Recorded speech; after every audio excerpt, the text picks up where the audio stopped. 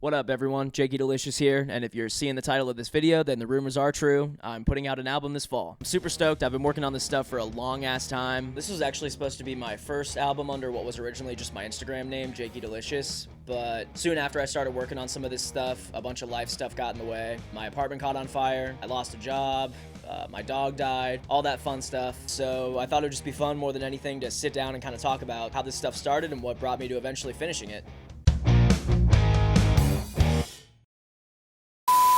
I started kicking stuff around for this back in 2022. If you happen to be keeping up with my channel and you watch my behind the track for my song Mellow Fantasy, then you saw that that was the very first song I started working on for this stuff, which is kind of why I released it first too. As soon as I wrote that ending breakdown, that was kind of it for me.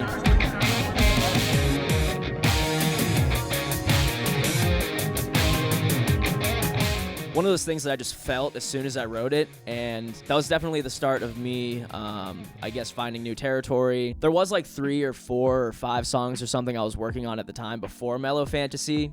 They were all like in the vein of bedroom pop, like indie pop spirit, but still not quite like this stuff that ended up on the record. Maybe that stuff will get reworked, rewritten, or whatever, I don't know. I'll come back to it at some point. There is actually one song from that batch that ended up on the album, which is Intergalactic.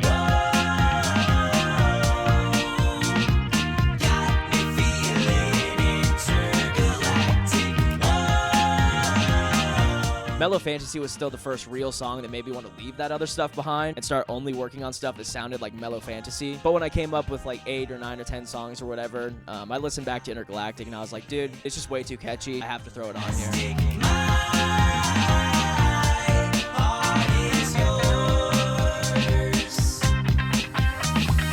I grew up on classic rock, and I love a bunch of 90s and 2000s alternative rock, so I kind of come from that world. So I love raw recordings, raw energy, mistakes, all the fun stuff that comes with just getting a group of people together to play some live music. But when you have a night to yourself to just sit way too close to your computer and MIDI out some drums and some keys, sing some auto-tune vocals, they can blossom into something very fun very quickly. So let's go back to August of 2022. At that point, I had Mellow Fantasy, Take Me Down, Sunset, Intergalactic. On September 1st of that year, my apartment actually caught on fire while I was at work. I got my keyboard, I got my mic right here if you want to record some vocal. Everything was okay. Everybody was okay. My cat was okay, most importantly. It was a terrible day, don't get me wrong. Craziest thing about that house fire was that my speakers, my guitars, all that stuff actually survived, and I still use to this day. And if you think my mixes are bad, let's just say that's probably why.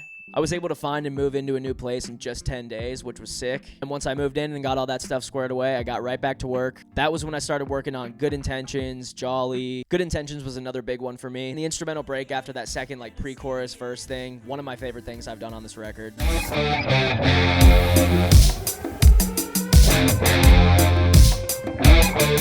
Alright, so let's fast forward to about 10 or 11 months later now. I spent the summer doing stuff with my band and working a fairly new job that I loved, just kind of living the average 9-to-5 life. And then in August, I got let go from that job, which sucked at the time, but suddenly I had a bunch of free time on my hands. I definitely felt a little defeated too, so to combat those feelings, I decided to just say fuck it, throw all the pop stuff aside for a second, and make a nice little campy acoustic rock album about my cat.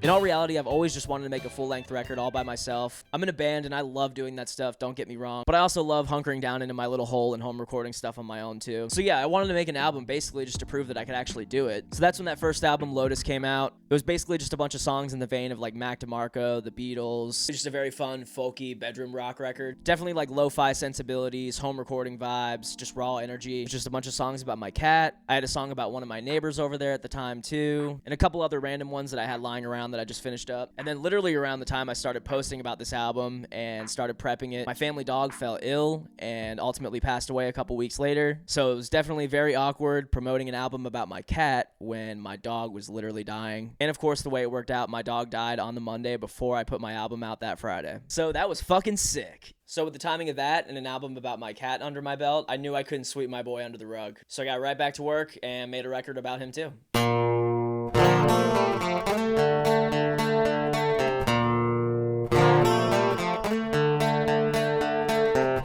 These songs were obviously a lot darker and more like lo-fi experimental acoustic jams, definitely written and recorded in the same spirit as the first record. I would say both records are definitely two sides of the same coin in a way, both about animals, one happy, one sad.